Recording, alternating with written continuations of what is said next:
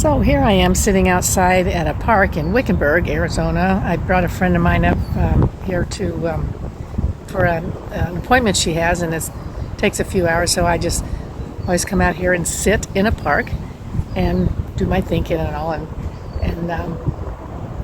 And once again, I got to say, here we are in Arizona in June, and it's like 82 degrees. I'm sitting here in the shade of this tree, and I'm about ready to go stand in the sun because it's a little bit cool.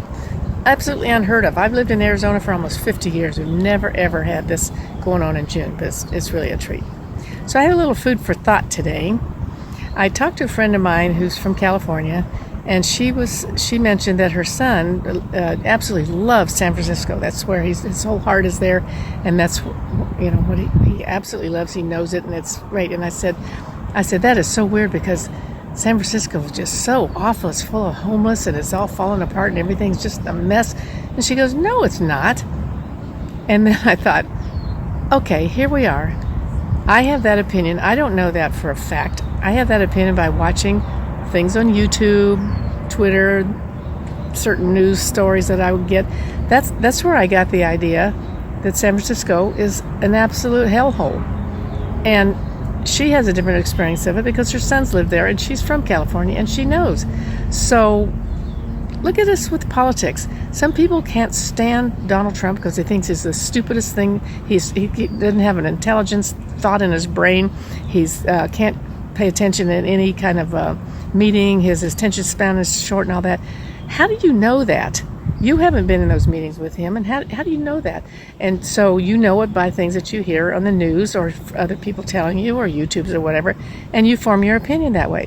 What if you think about Biden is a complete senile mess who can't even put a sentence together, and he shouldn't be the president. He's not even qualified to be president. How do you know that? You know it only from watching the news or things on YouTube and other people talking.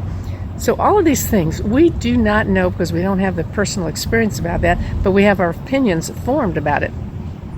So I'm just suggesting that you wake up, realize that that's how you're getting your opinion, that there maybe is another side to the story of all three of these things, of San Francisco, of Trump, and of Biden. All three of them could have another side of the story, and you don't know it.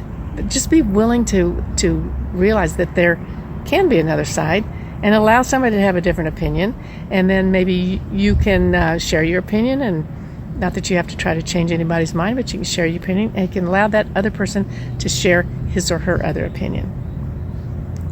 Anyway, that's my food for thought today from the park out in Wickenburg, Arizona, and my wobbly phone that I'm holding in my hand. So I hope you're having a nice, cool day. Like I said, it's a complete miracle to have 82 degrees on June 8th in Arizona, and to be able even to think that I could find a park that I could sit in a tree and be cool. Anyway, that's it for this week, and I'll see you next week.